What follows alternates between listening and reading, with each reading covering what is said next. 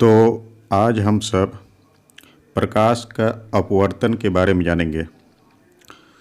तो प्रकाश के परावर्तन के बारे में हम लोग अध्ययन कर चुके हैं। इसमें से किसी पारदर्शी माध्यम, तो पारदर्शी माध्यम किसे हम लोग कहेंगे जिससे कि प्रकाश की किरण आर पार हो जाए, उसे हम लोग पारदर्शी माध्यम कहते हैं। तो प्रकाश जो होता है एक सरल रेखा में गमन करता है, सीधी रेखा में गमन करता है। तो प्रकाश एक पारदर्शी माध्यम से दूसरे माध्यम में, एक पारदर्शी माध्यम से दूसरे पारदर्शी माध्यम में प्रवेश करेगा तो क्या होता है। तो पारदर्शी माध्यम जैसे कि एक हो गया हवा, ले लेते हैं हवा, या फिर निर्वात भी कह सकते हैं हम लोग, ठीक है। और दूसरा पारदर्शी माध्यम हो गया जल, इस तरह से हम लोग ले सकते हैं। तो प्रकाश की किरण जैसे हवा से जल में प्रवेश करता है तो क्या होता है, क्या ये अब भी सरल रेखा में चल रहा है या फिर अपनी दिशा को बदल रहा है, ये प्रयोग करके देखेंगे। तो हम अपने अनुभव के आधार पर इसको देखते हैं। या फिर जैसे कि पानी से भरे किसी टैंक हो गया या फिर ताल हो गया या फिर पोखर हो गया, इसमें से तली जो होता है वो थोड़ा सा उठा हुआ नज़र आता है, मतलब कि गहराई बहुत अधिक रहता है लेकिन पता चलता है कि ये बहुत ही ऊपर है, मतलब गहरा बहुत कम है। या फिर जो होता है जैसे कोई मोटा कांच है, इसका स्लैब है किसी मुद्रित सामग्री में, मतलब कुछ लिखा हुआ चीज़ है उस पर रखा हुआ है, तो कांच के स्लैब से ऊपर से देखने से अक्षर जो होता है वो उठे हुए प्रतीत होते हैं, मतलब लगता है कि ऊपर है। या फिर जैसे कि किसी कांच का बर्तन है, उसमें कोई पेंसिल रखा हुआ है, तो ये जो है मतलब हल्का सा डूबा हुआ, आंशिक रूप से डूबे हुए हैं, तो क्या होता है, किस तरह से दिखाई पड़ता है, ये सीधा दिखाई पड़ता है या फिर थोड़ा सा मुड़ा हुआ दिखाई पड़ता है। तो कह रहा है कि जैसे कि हम लोग वायु तथा पानी के अंतरापृष्ठ जो होता है पानी की ऊपर सतह से टेढ़ी प्रतीत होता है। इस तरह से देखने से कोई जो है सीधा रेखा दिखाई नहीं पड़ता इसमें से। इसी प्रकार से अंतरापृष्ठ से हम लोग देखते हैं तो टेढ़ा प्रतीत होता है।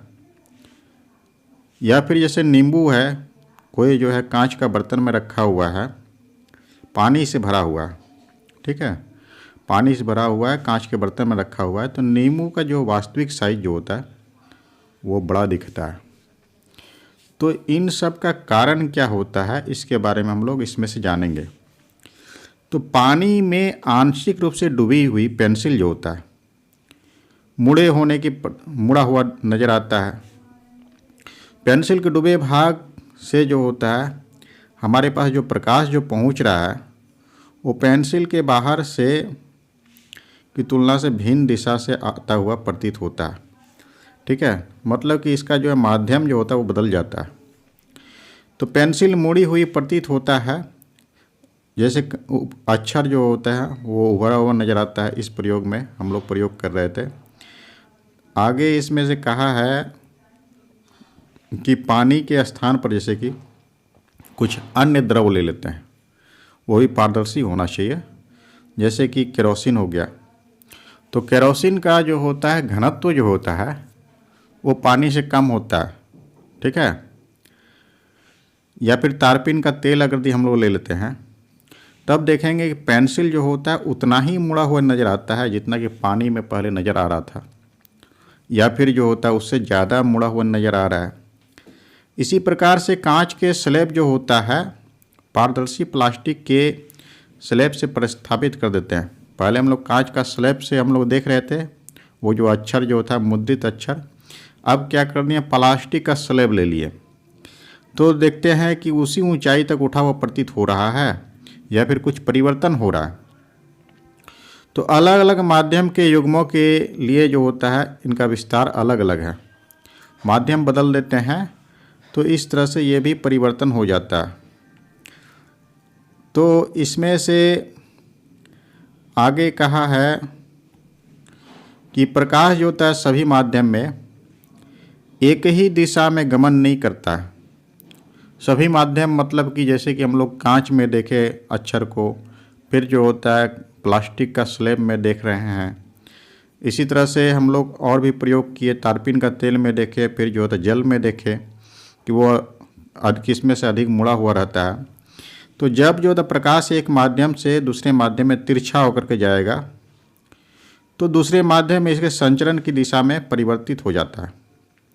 ठीक है, प्रकाश की किरण कुछ जो होता है दिशा परिवर्तित हो जा रहा है, मतलब कि जैसे कि इधर से ऐसे आ रहा है, दिशा इसको ऐसे ही जाना चाहिए था, लेकिन ये परिवर्तित होकर के ऐसे हो जाता है, दिशा में परिवर्तन इस तरह से हो गया। या फिर परिवर्तित होकर के थोड़ा सा अलग डायरेक्शन में जा सकता है। तो इसी तरह से पानी से भरा हुआ कोई बाल्टी है, उसमें कोई सिक्का रखा हुआ है, तो क्या होता है कि हम उसको उठाने का प्रयास करते हैं तो ये जो होता है अपना वास्तविक पोजीशन से अलग पोजीशन में दिखाई पड़ता है, या फिर कुछ ऊपर नज़र आता है तली से, तो हम लोग जो है इसको उठाने में सफल नहीं हो पाते हैं। इस प्रकार से प्रयोग हम लोग करते हैं। अगला है इसमें से, अगला प्रयोग इसमें से कह रहा है किसी मेज पर जो होता है एक बड़ा जो होता है कटोरा रखना है, उसके तली में एक सिक्का रखना है। इसके बाद क्या करना है, ये मान लेते हैं कि इस तरह से कटोरा है, इसमें से एक सिक्का रखा हुआ है इस तरह से। इसमें क्या है कि हम लोग देख रहे हैं, यहाँ से दिखाई पड़ रहा है हम लोग को। फिर क्या करना है कि हम लोग जो है इससे दूर होते हुए जाएंगे, तो एक समय ऐसा आएगा कि सिक्का जो है हम लोग को दिखाई नहीं पड़ेगा, तो जिस पोजीशन पर दिखाई नहीं पड़ता वहाँ पर रुक जाना है। इसके बाद क्या करना है, अपने दोस्त से मित्र से कहना है कि उसमें से पानी को डालना है। तो पानी जैसे डालेगा वो, तो क्या होता है कि सिक्का जो है इसका पोजीशन नीचे है तो इसका तली जो होता है ऊपर की ओर दिखाई पड़ने लगेगा। तो हम लोग यहाँ से देख रहे थे, जहाँ से हम लोग को दिखाई नहीं पड़ रहा था उस पोजीशन में भी जो है सिक्का हम लोग को दिखाई देने लगता। तो कटोरे में पानी डालने पर क्या होता है, सिक्का जो होता है फिर से दिखाई देने लगता है। तो ये जो होता है प्रकाश के अपवर्तन के कारण सिक्का जो है अपनी वास्तविक स्थिति से थोड़ा ऊपर उठा हुआ प्रतीत आता है। ठीक है, प्रकाश के अपवर्तन के कारण जो होता है वो सिक्का जो है फिर से हम लोग को दिखाई पड़ने लगा। पहले क्या था, दिखाई नहीं पड़ रहा था, माध्यम एक ही था, पहले वायु में ही हम लोग देख रहे थे, लेकिन जैसे ही हम उसमें से जल डालना शुरू किए तो माध्यम दो माध्यम हो गया। एक जो है हवा है, तो प्रकाश की किरण हवा से प्रवेश कर रहा है जल में, इस तरह से सीधा रेखा में गमन नहीं करके उसका दिशा में परिवर्तन हो रहा है। इसी प्रकार से इसमें से जो है अक्षर को जो है कांच के स्लैब से हम लोग देख रहे थे, तो ये भी प्रयोग हम लोग करते हैं। इसमें से आगे जो है किस तरह से जो होता है प्रकाश का अपवर्तन होता है, आयताकार कांच के आयताकार स्लैब से जो है अपवर्तन। तो परिघटना को समझने के लिए एक क्रियाकलाप इसमें से किया जा रहा है। इस तरह से क्रियाकलाप करना है, इसमें से क्रियाकलाप, हाँ, तो ये जो है इस प्रयोग से हम लोग ये वाला प्रयोग निकल करके आ रहा है। तो इस प्रयोग में कोई जो है आयताकार कांच का एक स्लैब लिया हुआ है, कांच का स्लैब है, तो इसमें से क्या होता है, एक पृष्ठ जो होता है इसमें से ए बी है, जैसे कि ये ए बी है। ठीक है, इसमें से एक बिंदु जो है ओ है, ओ पर कोई किरण जो है आपतित हो रहा है, ये किरण आपतित हुआ, ई एफ जिसको हम लोग कहते हैं, आपतित हुआ। तो इस किरण का जो है माध्यम परिवर्तित हो रहा है। प्रकाश की किरण जो है वायु से कांच में प्रवेश कर रहा है, तो इसका जो होता है ये सीधा रेखा में गमन कर रहा, तो इसका जो दिशा परिवर्तित हो रहा है। कहने का अर्थ है प्रकाश जो होता है, किरण जो होता है विरल माध्यम से सघन माध्यम में जा रहा है। कहने का अर्थ हो कि वायु जो होता है वो विरल माध्यम कहलाएगा वायु, और कांच जो है वो एक सघन माध्यम कहलाएगा। तो इसमें से अभिलंब की ओर जो होता है मुड़ जाता है, अभिलंब की ओर झुक जाता है प्रकाश की किरण। तो इसको जो है आपतित किरण को ऐसे निकलना चाहिए, लेकिन ये ऐसे नहीं निकल करके इसका दिशा में परिवर्तन हो गया।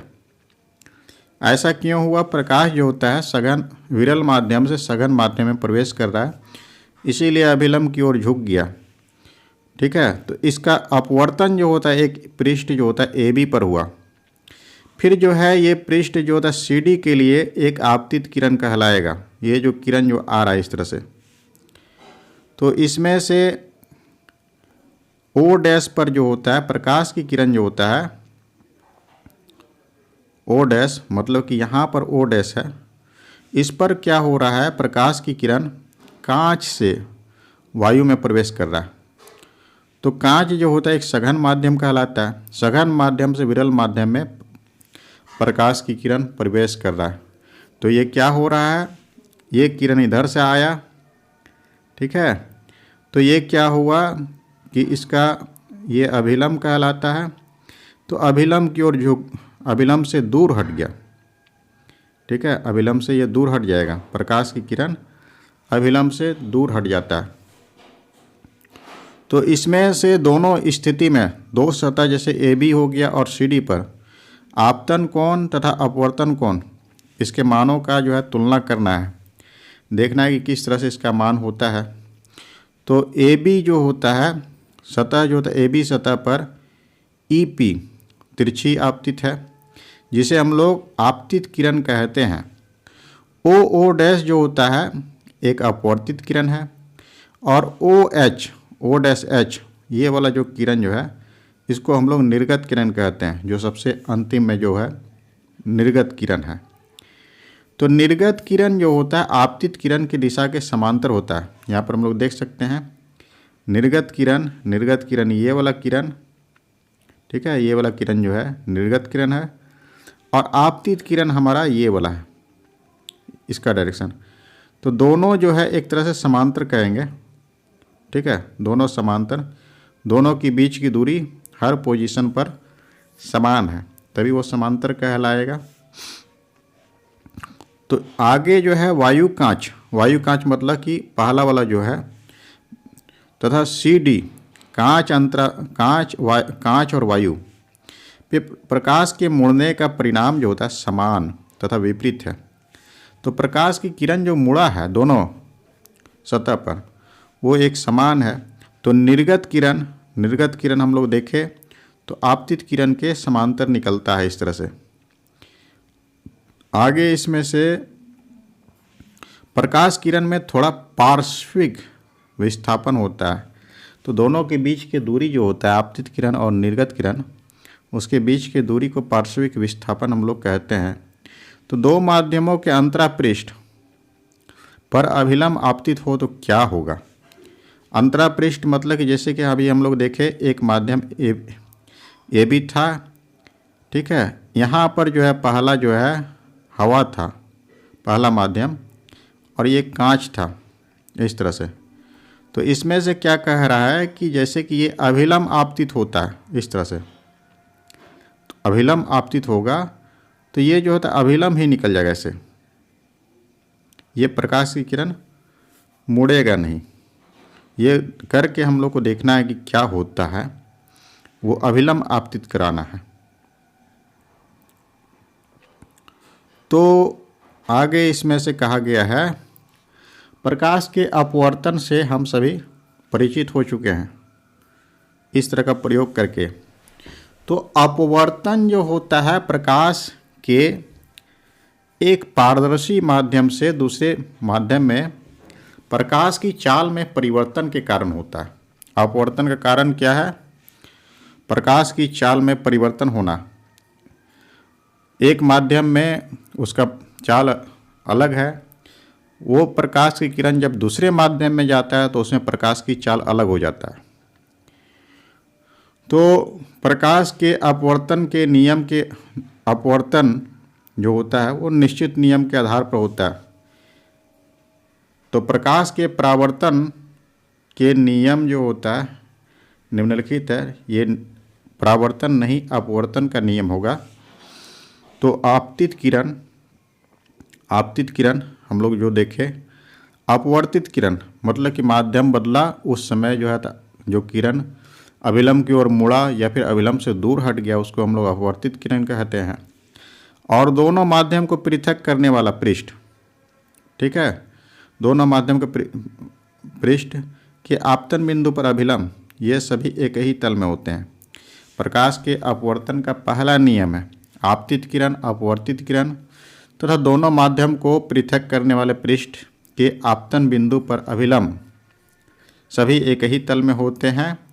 और दूसरा नियम है कि निश्चित रंग, प्रकाश के निश्चित रंग, ठीक है, और निश्चित माध्यम के युग्म के लिए, निश्चित माध्यम मतलब कि जैसे कि माध्यम में परिवर्तन नहीं होना चाहिए, अलग अलग माध्यम के लिए अलग अलग हो जाता है। आपतन कोण की ज्या मतलब कि साइन आई इस तरह से, और अपवर्तन कोण की ज्या कहने का अर्थ हो गया साइन आर। अपवर्तन कोण को आर से हम लोग दर्शा रहे हैं। का अनुपात जो होता है वो स्थिर होता है, यही अनुपात है बाय में। तो इस नियम को हम लोग स्नेल का नियम भी कहते हैं। तो प्रकाश के किसी निश्चित रंग तथा निश्चित माध्यम के लिए आपतन कोण की ज्या तथा अपवर्तन कोण की ज्या का अनुपात जो होता है एक निश्चित होता है। यह जो है 0 डिग्री से 90 डिग्री कोण के लिए सत्य होता है। कोण का मान 0 से बड़ा होना चाहिए। आपतन कोण का मान, जैसे ये जो कोण जो है ऐसे हो सकता है, ठीक है, 0 डिग्री से बड़ा। ये इस सतह पर अगर ये आता है तो 0 डिग्री कहलाता है, और इस सतह पर अगर ये इस तरह से आता है तो वो 90 डिग्री कहलाता है। और 90 डिग्री से छोटा भी होना चाहिए, दोनों शर्त रहेगा। अगर ये 90 डिग्री पर आपतित होता है तो इस तरह से स्नेल का नियम सत्य नहीं होगा उसके लिए। तो यदि आई आपतन कोण हो, आर जो होता है अपवर्तन कोण हो, तो इस तरह से sine i by sine r हम लोग लिखते हैं। Sine i by sine r एक स्थिरांक होता है।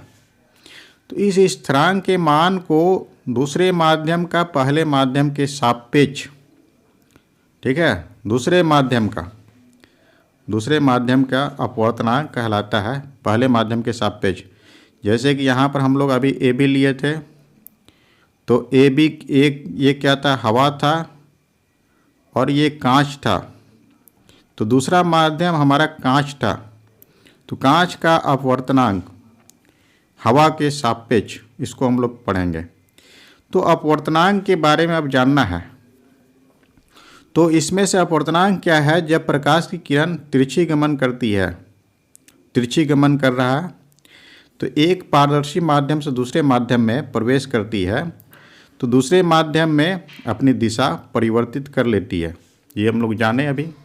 तो दिशा परिवर्तन का कारण क्या होता है, विभिन्न माध्यम में प्रकाश का चाल भिन्न भिन्न होता है, इसका कारण यही है।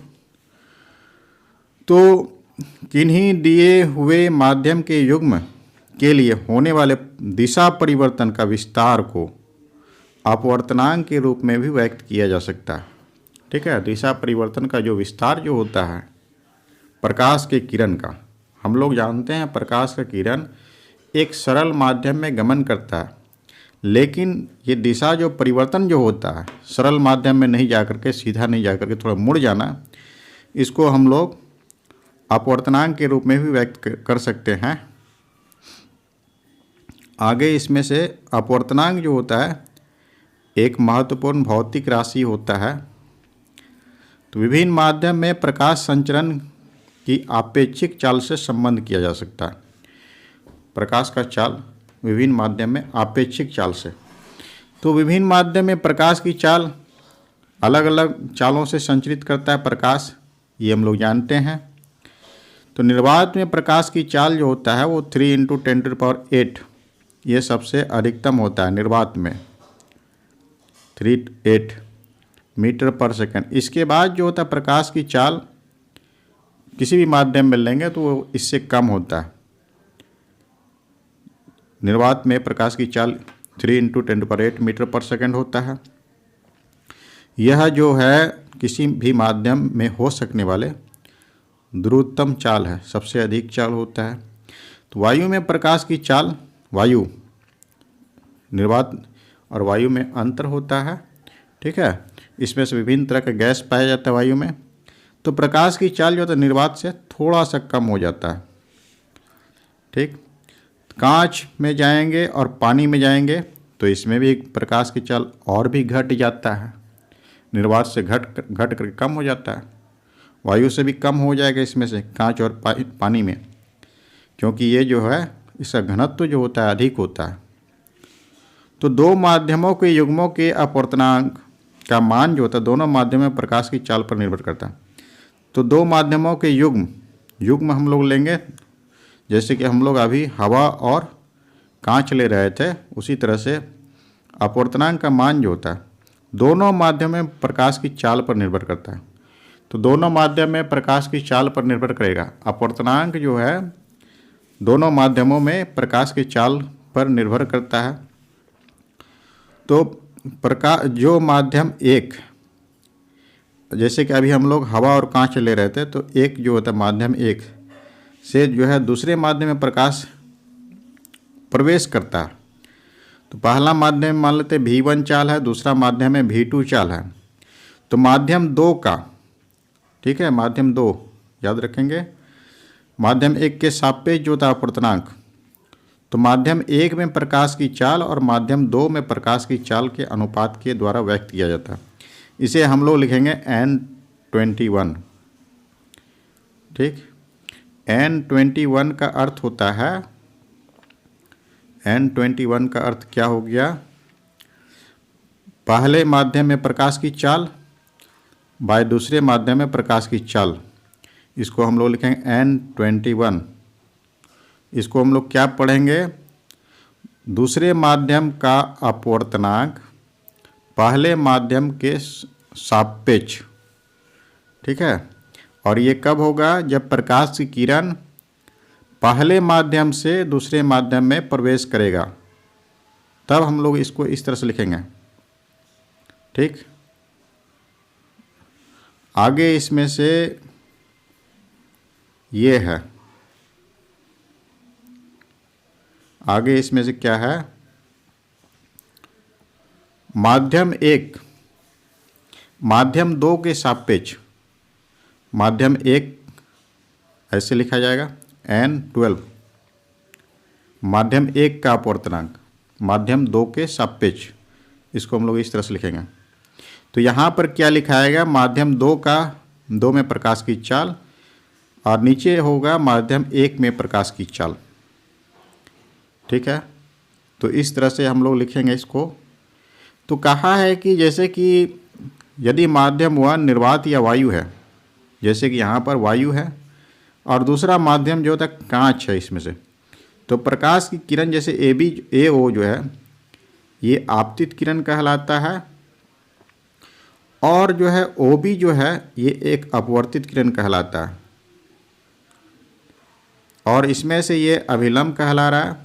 और यहाँ पर जो है I जो है ये आपतन कोण कहलाएगा, और यहाँ पर R जो है इसको हम लोग अपवर्तन कोण कहते हैं। तो यदि जो है माध्यम वन निर्वात या वायु रहता है तो माध्यम दो का अपवर्तनांक, ठीक है, माध्यम दो का अपवर्तनांक कहने का अर्थ हो गया माध्यम दो का अपवर्तनांक इस तरह से। और यहाँ पर अगर पहला माध्यम जो है हवा रहे या फिर निर्वात रहेगा तो इसको हम लोग निरपेक्ष अपवर्तनांक कहते हैं इस तरह से। ठीक है, माध्यम दो का अपवर्तनांक निर्वात या हवा के सापेक्ष, तो उसको हम लोग क्या कहेंगे, निरपेक्ष अपवर्तनांक। इसको N2 से डिनोट किया जा सकता है, काहे कि N1 जो है वो निर्वात या फिर हवा है। तो इसमें से क्या होता है, वायु में प्रकाश की चाल C है और माध्यम में प्रकाश की चाल यदि V है तो अपवर्तनांक जो है Nm लिखा जाता है। Nm का सूत्र होता है वायु में प्रकाश की चाल और बाय माध्यम में प्रकाश की चाल C/V। इसको हम लोग क्या पढ़ेंगे, निरपेक्ष अपवर्तनांक। आगे इसमें से है, आगे हम लोग जानेंगे इसमें से ये है तो माध्यम का निरपेक्ष अपवर्तनांक, ठीक है, निरपेक्ष अपवर्तनांक मतलब क्या है, पहला माध्यम जो है वो हवा या फिर निर्वात है तो केवल अपवर्तनांक कहलाता है। निरपेक्ष अपवर्तनांक को जो है हम लोग केवल अपवर्तनांक भी कह सकते हैं। तो जो है कुछ जो है सारणी में दिया गया है जिसका अपवर्तनांक दिया हुआ, जैसे जल का अपवर्तनांक दिया हुआ इतना, इसका अर्थ हो गया कि पहला माध्यम जो है वो वायु और निर्वात है। वायु से प्रकाश की किरण जो है जल में प्रवेश कर रहा है तो उसका अपवर्तनांक इस तरह से दिया हुआ है 1.33। तो इसको हम लोग पढ़ेंगे वायु में प्रकाश का वेग, ठीक है, तथा जल में प्रकाश का वेग का अनुपात जो होता है 1.33 है। इसी प्रकार से क्राउन कांच का अपवर्तनांक 1.52 है। इसका अर्थ क्या हो गया, वायु में प्रकाश का वेग और क्राउन कांच में प्रकाश का वेग का अनुपात जो होता है 1.52 है। तो कुछ जो है इसमें से द्रव्यात्मक माध्यम है उसका निरपेक्ष अपवर्तनांक दिया हुआ है। कहने का अर्थ हो गया कि पहला माध्यम जो है वो वायु या फिर निर्वात है। कुछ द्रव्यात्मक माध्यम जैसे कि वायु है इसमें से 1.003 है, ठीक है। तो इसका अर्थ क्या हो गया कि पहला माध्यम जो होता है वो निर्वात होगा, निर्वात से जो होता है वायु में प्रकाश की किरण प्रवेश कर रहा है। या फिर जैसे बर्फ़ का दिया 1.31, तो बर्फ़ का अपवर्तनांक जो है वो इससे थोड़ा अधिक है वायु से। जल का जो है 1.33, तो जल का अपवर्तनांक बर्फ़ से अधिक है। तो हम लोग जो होता है बर्फ़ जो होता है, बर्फ़ का घनत्व जो होता है वो जल से कम होता है, ठीक है। और इसका जो है अपवर्तनांक यहाँ पर कम दिया हुआ है, घनत्व कम है तो उसका अपवर्तनांक भी कम है। लेकिन ऐसा हमेशा नहीं होता। केरोसिन तेल जो होता है, केरोसिन तेल, इसका घनत्व जो होता है वो जल से कम होता है, लेकिन इसका जो है अपवर्तनांक जो है अधिक दिया हुआ। इसी प्रकार से क्वार्टज का जो है 1.46, तारपीन का तेल का दिया हुआ। खनिज लवण का जो है 1.54 है। खनिज नमक का जो है, तो ये तो जल का घनत्व से इसका घनत्व अधिक होता है, ठीक है। तो इस तरह से सबका घनत्व दिया हुआ। तो यहाँ पर आगे कहा है कि यह आवश्यक नहीं है प्रकाशिक सघन माध्यम का द्रव्यमान घनत्व भी अधिक हो। जैसे कि अभी हम लोग देख रहे थे इसमें से तेल में, केरोसिन तेल और जल में देख रहे थे। तो केरोसिन जो होता है जिसका अपवर्तनांक जो जल से अधिक है, तो जल की अपेक्षा जो है ये प्रकाशिक सघन है, ठीक। प्रकाशिक सघन है, ठीक है, प्रकाशिक सघन है। लेकिन जो है द्रव्यमान घनत्व जो होता है जल से कम होता है, तो प्रकाशिक सघन कहलाएगा। जल की अपेक्षा केरोसिन तेल प्रकाशिक सघन कहलाएगा। कहने का अर्थ हो गया कि जैसे कि मान लीजिए कि केरोसिन तेल है ये, ठीक है, और ये नीचे वाटर है इस तरह से, तो ये केरोसिन तेल जो है एक सघन माध्यम कहलाएगा, प्रकाशिक सघन हो गया। ये उससे विरल माध्यम कहलाएगा। तो सघन माध्यम से प्रकाश की किरण विरल माध्यम में प्रवेश करता है तो क्या होता है, अभिलंब से दूर हट जाएगा, इस तरह से अभिलंब से परे होगा। तो इस प्रकार से आज हम सब इसमें से देख रहे हैं। आगे इसमें से कहा गया है, आगे इसमें से क्या है, तो अपवर्तित करने की क्षमता जो होता है, अपवर्तित प्रकाश को अपवर्तित करने की क्षमता, तो प्रकाश की अपवर्तित करने की क्षमता जो होता है वो माध्यम के द्वारा होता है। विभिन्न माध्यम में प्रकाश का चाल जो होता है अलग अलग हो जाता है। तो प्रकाशिक घनत्व के द्वारा भी व्यक्त किया जा सकता है। प्रकाशिक घनत्व के द्वारा प्रकाश को अपवर्तित करने की क्षमता होता है। तो इसमें से क्या होता है, द्रव्यमान घनत्व। द्रव्यमान घनत्व में हम लोग देखें, केरोसिन तेल का द्रव्यमान घनत्व जो होता है वो कम होता है, लेकिन प्रकाशिक घनत्व जो होता है उसका अधिक होता है। जल से समान नहीं है, द्रव्यमान घनत्व के समान नहीं है। हम विरल माध्यम और सघन माध्यम ये दो शब्द का प्रयोग करते हैं, ठीक है। तो जल और केरोसिन में हम लोग देखेंगे तो केरोसिन जो होता है वो सघन माध्यम कहलाएगा और जल जो है वो विरल माध्यम कहलाएगा। तो प्रकाशिक विरल माध्यम, ठीक है, प्रकाशिक विरल माध्यम या फिर प्रकाशिक सघन माध्यम कह सकते हैं। इस तरह से कोई माध्यम दूसरे माध्यम की अपेक्षा प्रकाशिक सघन है तो दो माध्यमों की तुलना करते समय अधिक अपवर्तनांक, जिसका अपवर्तनांक अधिक होगा वाला माध्यम दूसरे माध्यम की अपेक्षा प्रकाशिक सघन कहलाएगा। जिसका प्रकाशिक अधिक अपवर्तनांक है वो प्रकाशिक सघन कहलाएगा, और दूसरा जैसे कम अपवर्तनांक वाला रहेगा तो उसको हम लोग प्रकाशिक विरल माध्यम कहेंगे। तो विरल माध्यम में प्रकाश की चाल सघन की अपेक्षा अधिक होगा विरल माध्यम में। आगे जो है विरल माध्यम से सघन माध्यम में गमन करना, विरल माध्यम मतलब कि क्या हो जाएगा, हवा हो गया, और सघन माध्यम मतलब कि जल हो गया। जल में जाने से जो होता है क्या होगा, प्रकाश की चाल जो होता है धीमा हो जाता है और अविलंब की ओर ये झुक जाता है। वहीं क्या होता है, जैसे सघन माध्यम जैसे कांच से हवा में प्रकाश अगर दिख जाता है तो उसका चाल जो होता है बढ़ जाता है और अभिलंब से दूर हट जाएगा।